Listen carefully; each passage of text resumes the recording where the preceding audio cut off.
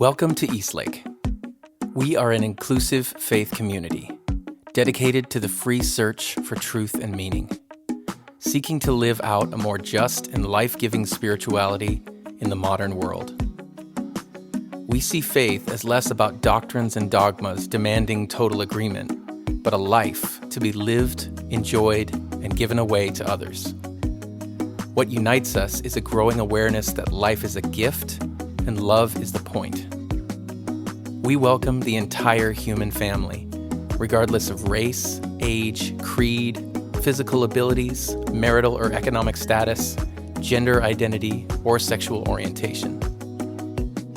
So if you are curious and have come to see, if you are tired and have come to rest, if you are grateful and have come to share, if you are journeying and have come to grow, if you are wounded and have come to heal, if you are joyful and have come to shine, welcome home.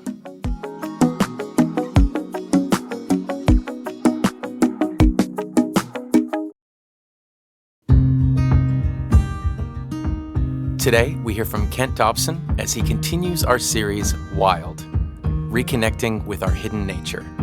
Please check the description for links to our quarterly Spotify playlist and guided meditation.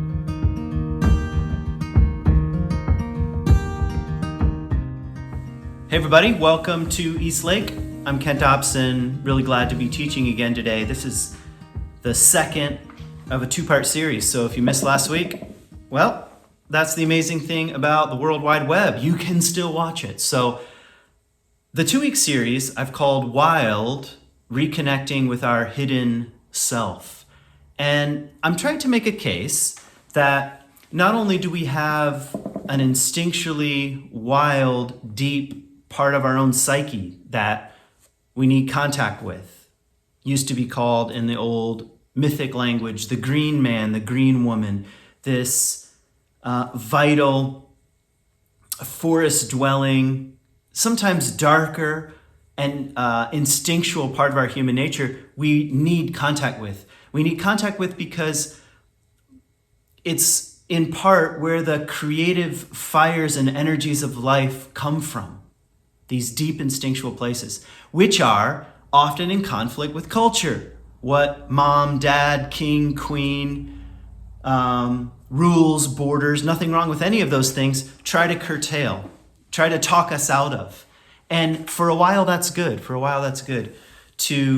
That's part of growing up, to have our wild nature framed in a bit. But if it goes on too long, or we completely lose touch with it, then we lose touch with eros and vitality and energy and power and creativity, power in the positive sense and creativity. So I'm trying to make a case that we need that. And we also need contact with the wild world. And really it's our deep, wild nature that needs to be reconnected with the deep, wild world, with its own intelligence, with what is untamed and unbendable. If you remember last week, that was a line from Rilke. What is extraordinary and eternal does not want to be bent by us. That's the wild world. That's nature in red in tooth and claw. That might be Whitman. Don't quote me on that.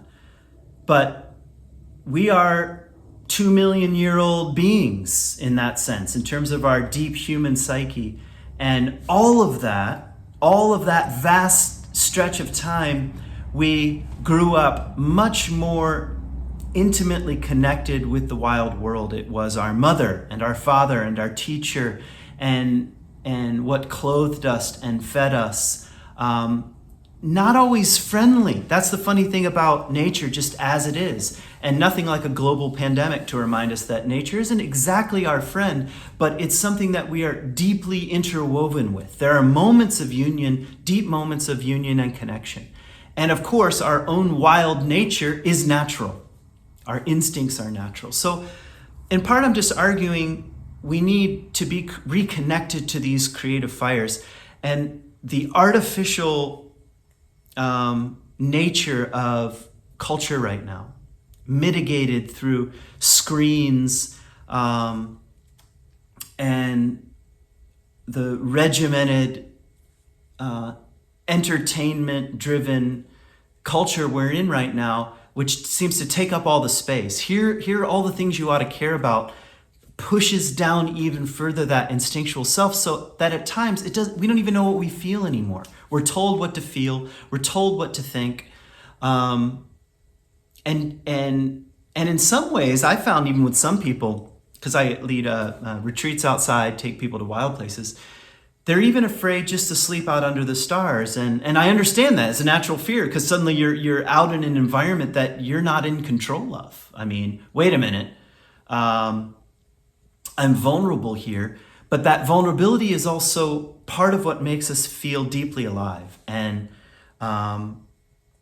to reconnect in some way with the natural world, with the wild world, is to reconnect with our own wild nature, and is also to have access to the deep creative stream that we need right now, that culture needs right now. I'm not the kind of person that says, run away from culture and hide in the woods. I'm the kind of person that says, have as deep as you can, relationship with the natural world, with the wild world.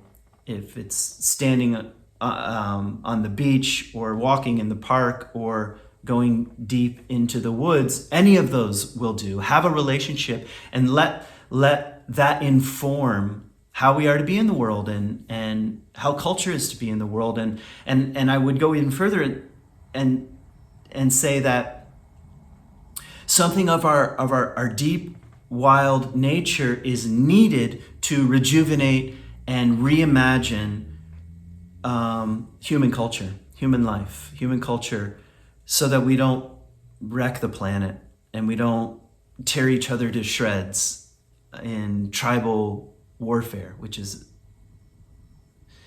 not only something that's happening on the military front, but in part it's a little how our economy is even structured. So, okay. That's just to make the case why we need our instinctual self. Now, I said last week, I'm going to repeat myself, that culture and our own wild instincts are always in tension. And that tension is good. We need borders, boundaries, and we need access to the wild. We can't have too much of one or the other. The actual tension is what creates the possibility of the third. What I'm saying now is, for most of us, we've forgotten the instinctual side, and we need to reconnect. And those are the stories of our ancestors, where particularly young people were sent out on a walkabout, out into the woods, out into like the Native American Vision Fast, or Jesus wandering after John the Baptist, or spending 40 days and 40 nights in the wilderness, or the Buddha leaving culture and civilization and to sit under the Bodhi tree. I mean, these are archetypal patterns, is all I mean by archetype. It's a pattern that tells us that's part of how we're informed on the soul level about who we are in the world and what's ours to do in the world. We need that deep connection. And so part of how I'm approaching this the last couple weeks is to tell a couple of fairy tales that are related. Last week I told a very tiny bit of the story of Iron John.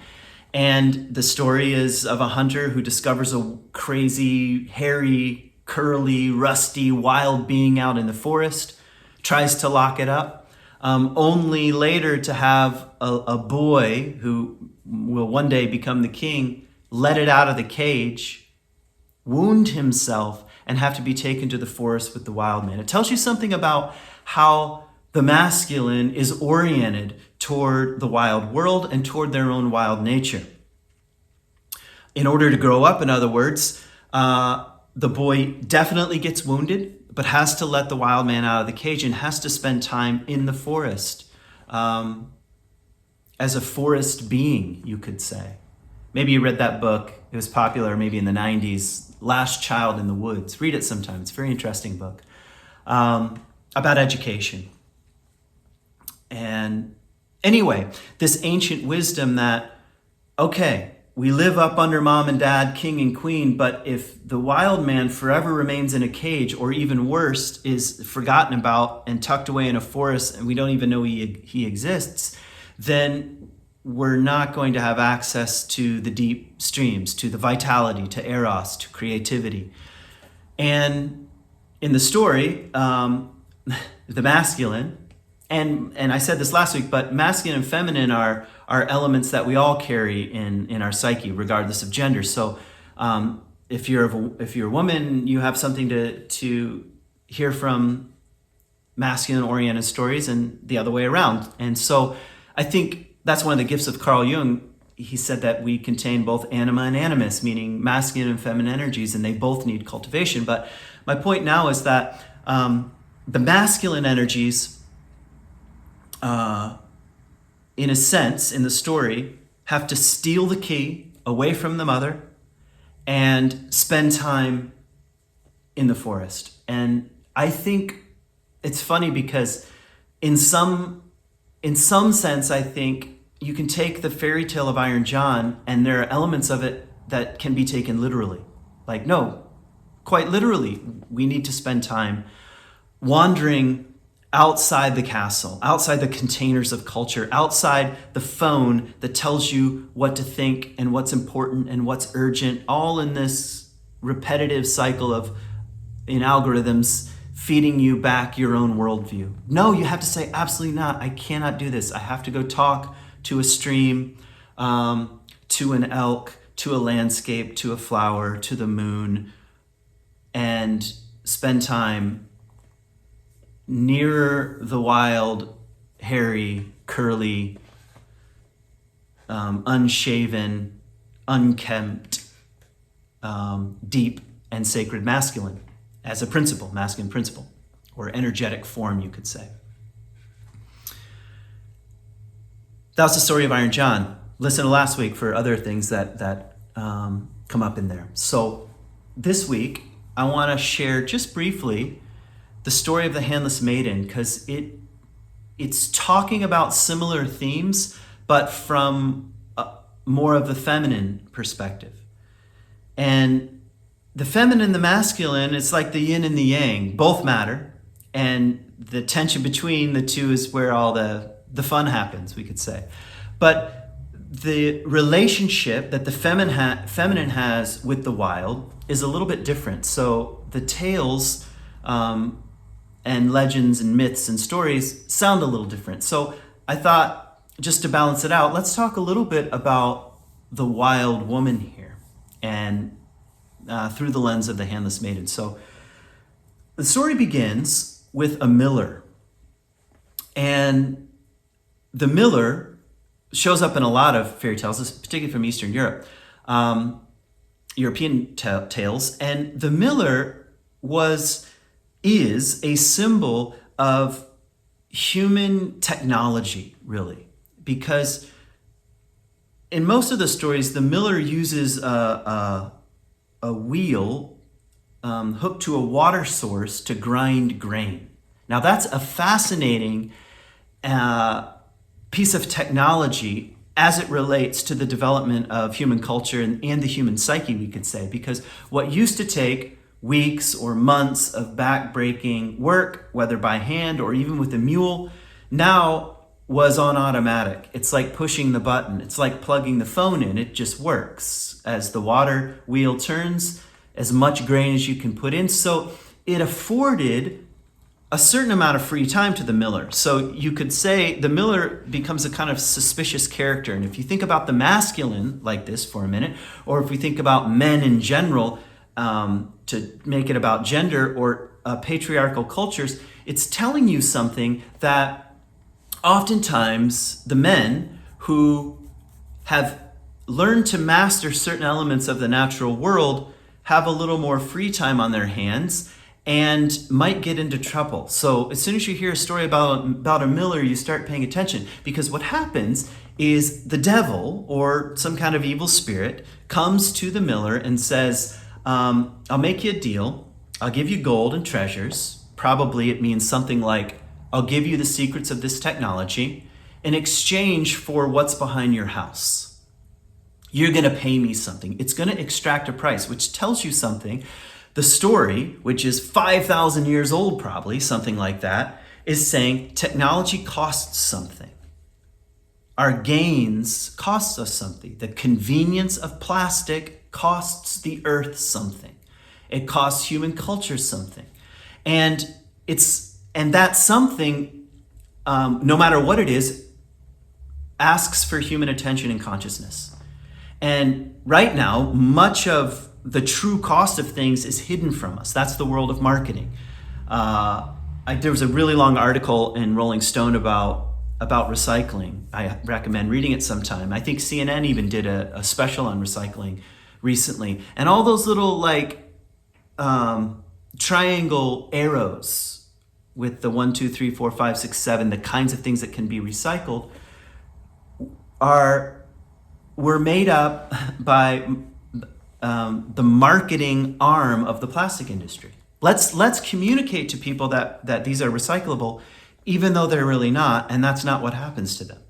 1 and 2 can be, and sometimes are. The rest are pitched into the landfill, but they have a little symbol on there, and then we feel good about ourselves. You don't like what I'm saying? Dig into it yourself. The Miller story says that's always how it is. There's a hidden cost, it's behind the barn. So the Miller thinks, oh, it's just my old apple tree, goes about his work. And all of a sudden these new riches start coming in, and his wife starts to get curious, hey, what's going on with all these new riches? He said, well, I made a deal, and it's only going to cost me what's behind the old barn, the apple tree. And they go behind the old barn and realize it's their daughter who's sweeping, cleaning. And they realize the terrible mistake. So it tells you something right here at the beginning of the story, that oftentimes the feminine is traded for progress. Feminine energies, the way the innocent feminine experiences the world. You could even say something like, and this is more of a Jungian interpretation, the feeling function is harmed in some way. And we know that, like, progress, technology, just make it, do it, costs us something on the feeling end of things, and the feeling function. So they realize their terrible mistake, and they try to negotiate with the devil. He's not hearing any of this. And he comes to fetch her one day, but because she's been crying, he can't, and because she's too clean. There's another way of saying too innocent. And so they come up with a compromise, a horrible, horrifying compromise that both mother and father agree to, and that is that they cut off her hands. She weeps on her hands. They cut them off, and the devil doesn't want her anymore. And she realizes, the handless maiden, that she can't live with mom and dad.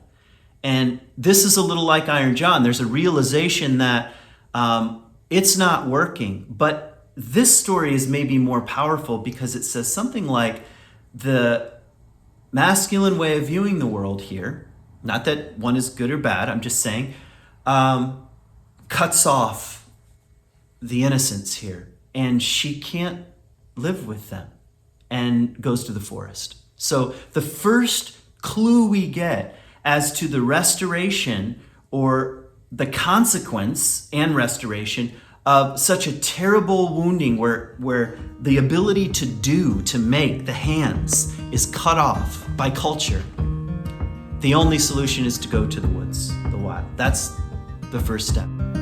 Hey everyone, it's Kristen. Just wanted to take a moment to say thank you for tuning in. I hope that you're finding these messages helpful for you in your everyday life. That's what we're trying to do here, is gather around the idea that life is a gift and love is the point, and let's give ourselves ways to move forward in that in our own everyday world. So I wanted to take a moment to say thank you for being a part of this community. To those of you who have participated and given financially, we want to say thank you to you. Everything that we do here happens because people make contributions. People say, I value this place, I want it to exist for me and for other people, and so I'm going to support it. And so we just want to say how grateful we are that you do that. And for those of you who maybe haven't had a chance to contribute yet, we would ask you to consider maybe doing so. If you find this place beneficial, if you find these messages helpful for you, then consider joining us in that way. You can go to eastlakecc.com to make a contribution, and we just always are thankful for the people who want this place to exist. So thanks again for tuning in. Let's get back to the message.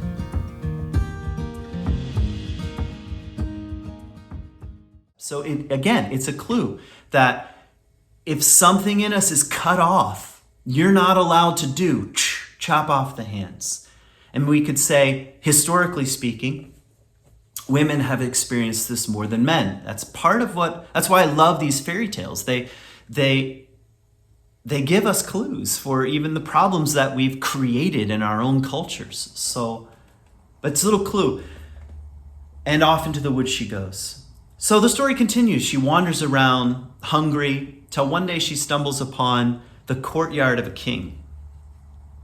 And the king being the noble dimension of the masculine here.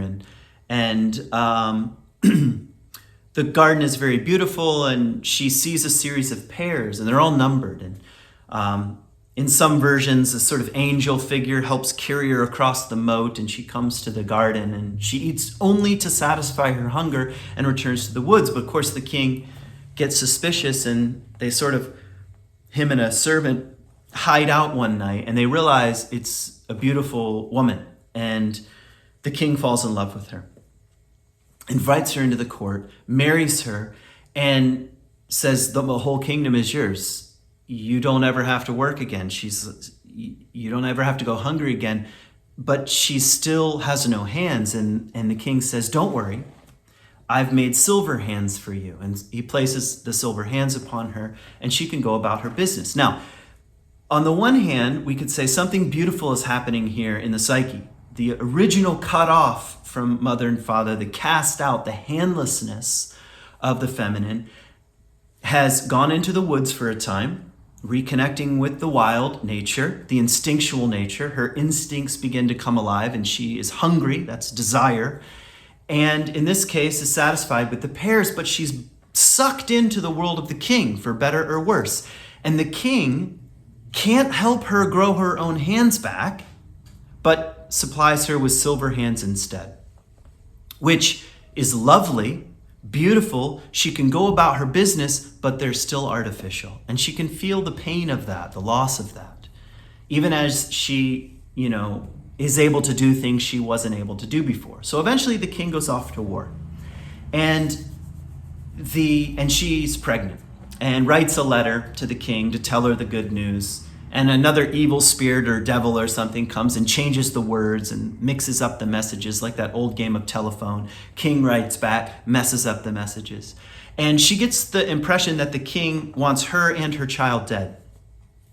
It's a mistake, but nonetheless, the story's communicating, you may have silver hands, you may be getting along in culture, you may be well-liked, you may be prized by the king, you may be doing everything right, you may be a really good girl, if I can bring some interpretation in here, but there's something still not very real about who you are in the world. And she goes to the woods again. And in the woods, different version, she stays for a while in a cottage of like an old hag. And the old hag is an image of the deep wisdom of the feminine that's often outside of culture, that's a bit wild, that she may have her own wiry hair on the chin.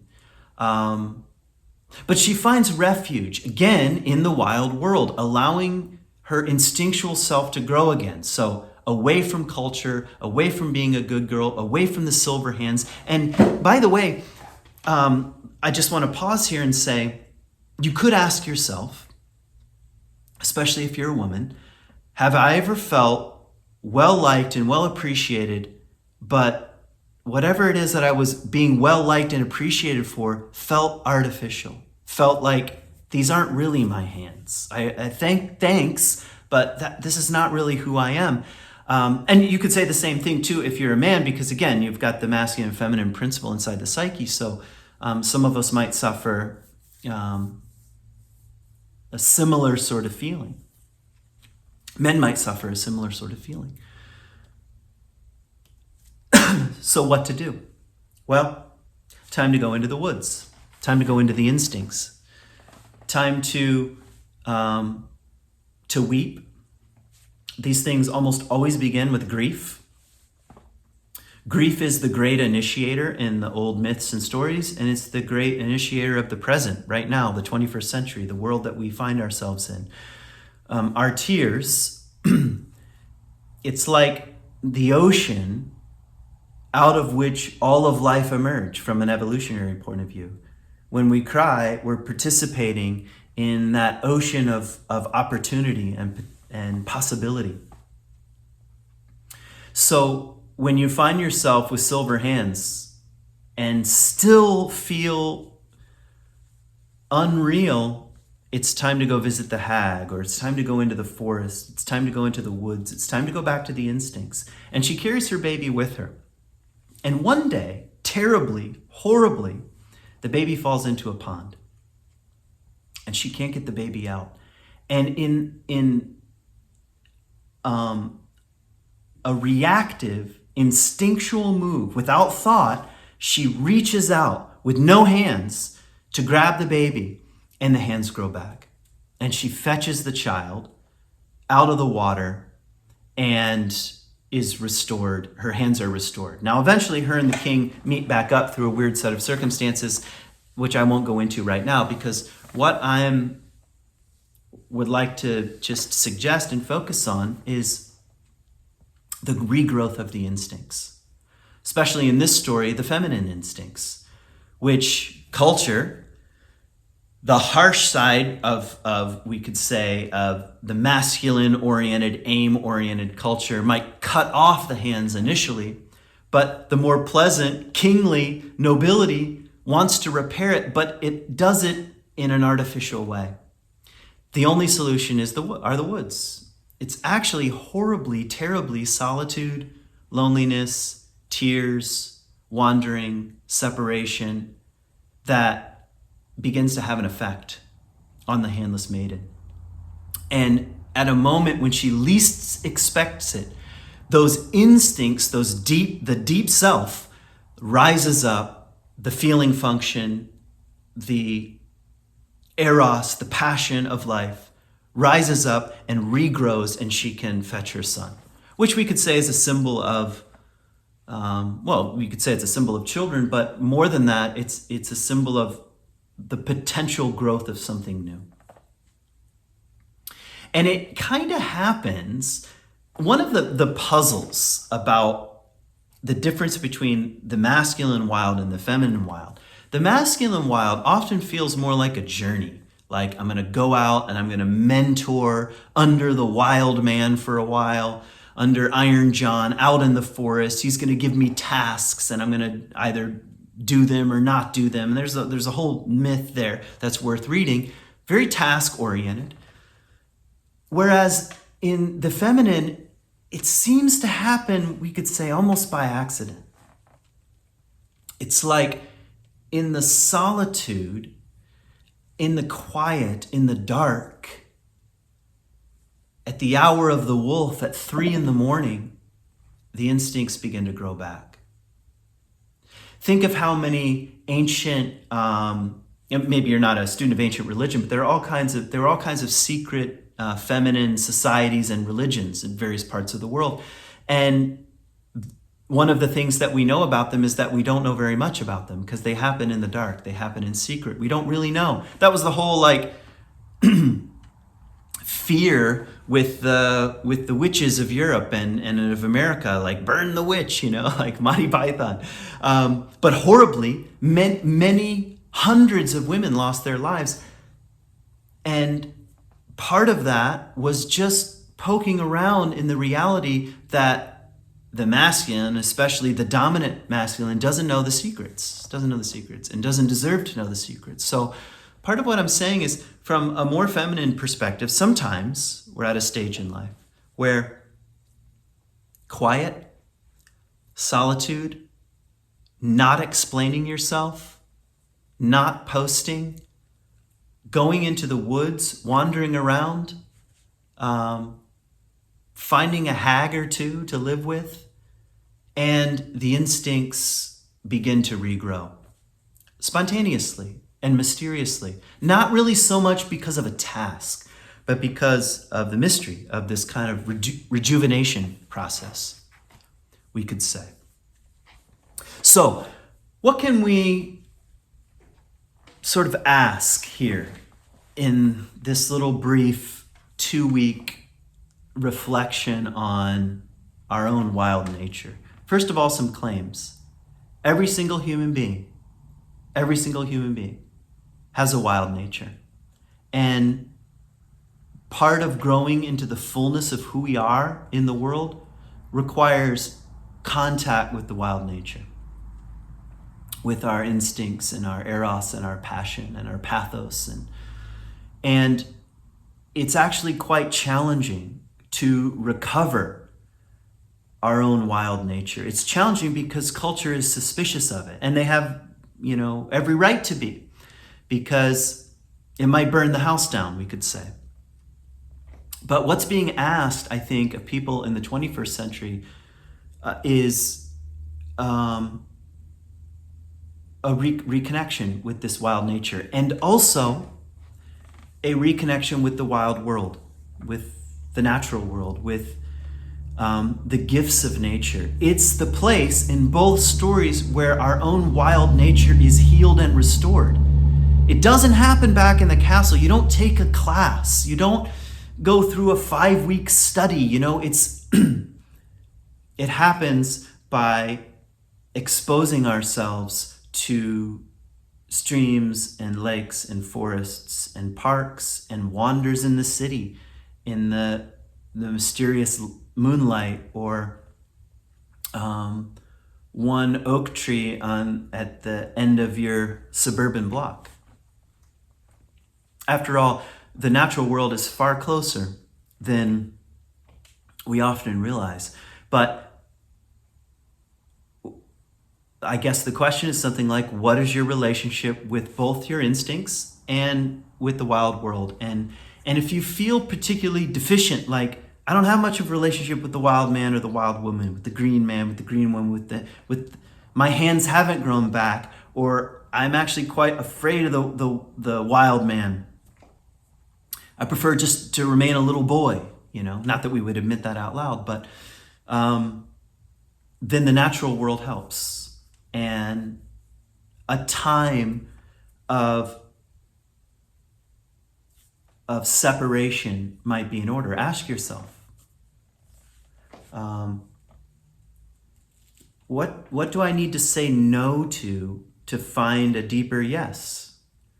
And don't think that this is just some sort of narcissistic kind of like personal project of yours. Like, it's much bigger, because to connect with wild, as I'm describing it, is to connect with the energies of the universe, with the creativity of the universe. And we need that now, I think, more than ever.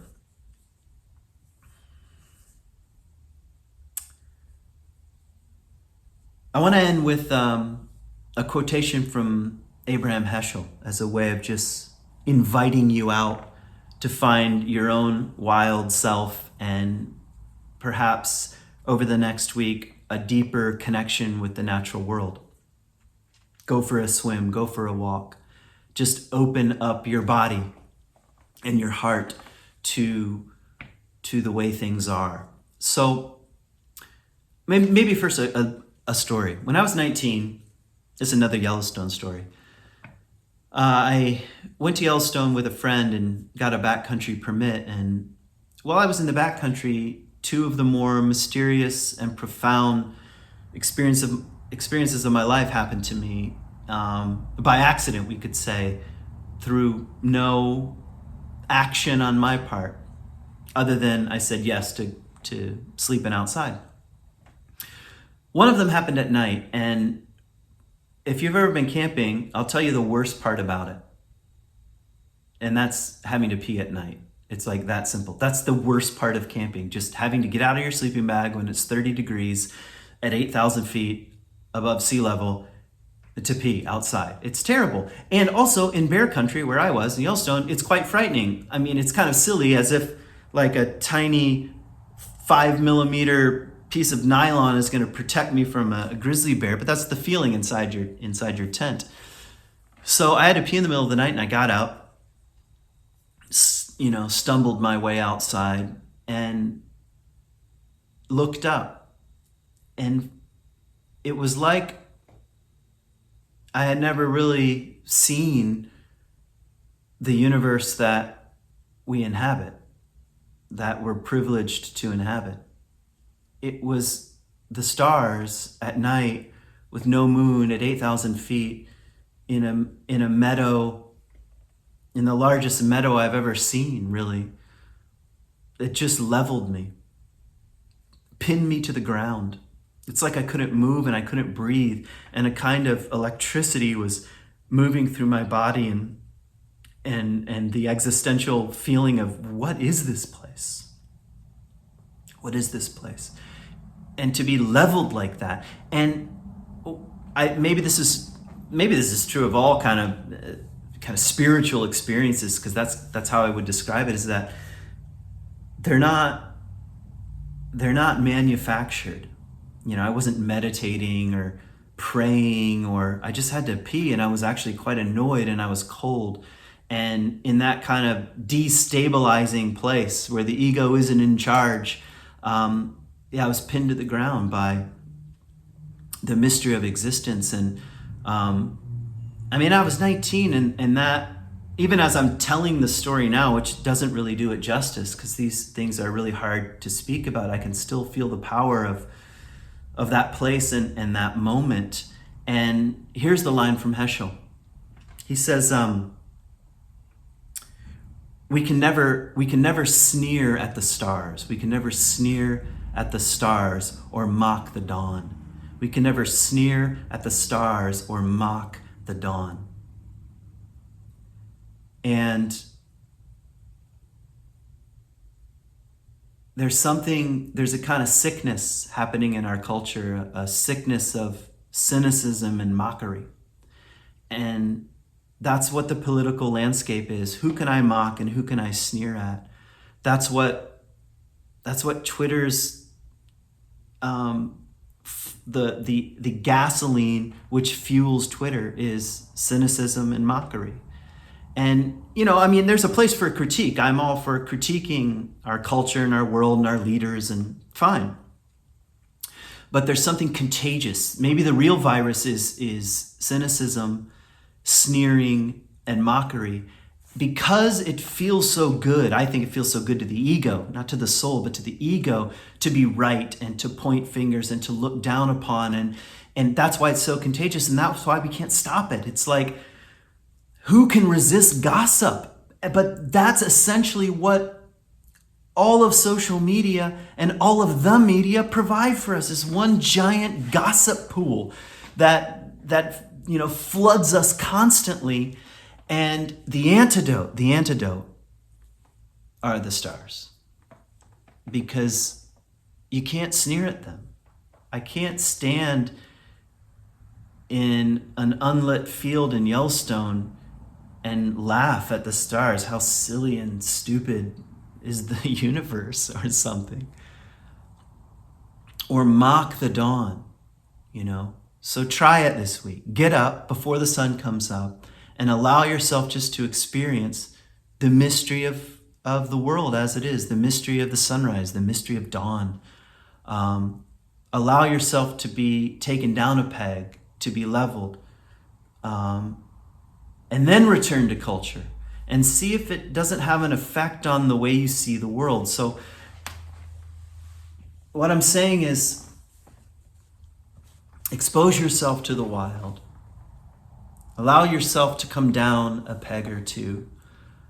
Feel a bit of your own vulnerability, and in doing so, see what starts to wake up in its place. My guess is those instincts, those energies, those fires for the next chapter of your life, regrowth of hands that feel more authentic, the rediscovery of a wild man inside that has secrets that the king in the castle doesn't know anything about.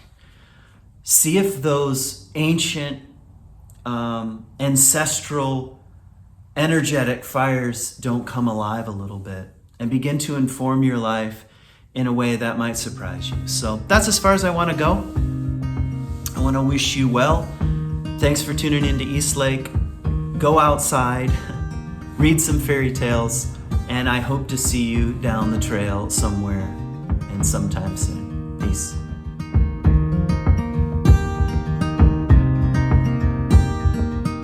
Thank you for joining us. To make a donation, head to eastlakecc.com/donate.